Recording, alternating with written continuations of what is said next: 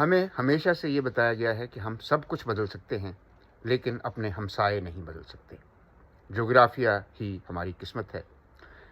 ایک طرف انڈیا ہے جو ہمارا ازلی دشمن ہے اور جس سے ہم نے 1000 سال تک جنگ لڑنی ہے۔ ایک طرف افغانستان ہے جہاں ہمارے مسلمان بھائی رہتے ہیں اور شاید ہم سے بہتر مسلمان ہیں، اس لیے ان سے بھائی چارہ بہت ضروری ہے۔ 50 سال تک افغانستان کے فیصلے پاکستان میں ہوتے رہے۔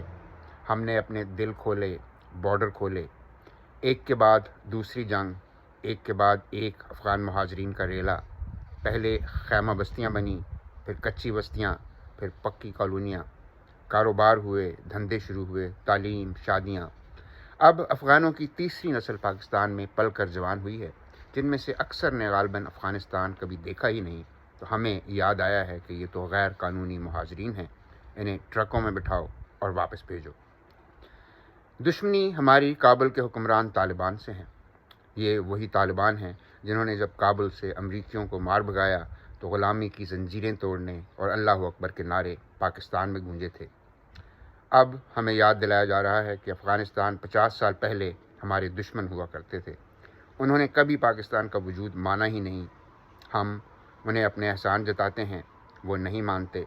وہ نہ ہماری سرحد کو مانتے ہیں اور نہ ہی ہمارے ایمان کو۔ افغانوں اور پشتونوں کے بارے میں ہمیں جو لطیفے یاد تھے، اب وہ میڈیا کی زبان اور سرکاری پالیسی کا حصہ بنتے جا رہے ہیں۔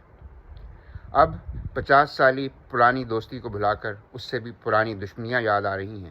یہ کوئی نہیں بتاتا کہ افغان ہماری 50 سالہ محبت کو نہیں مانتے تو اس نئی نفرت سے کیا مانیں گے۔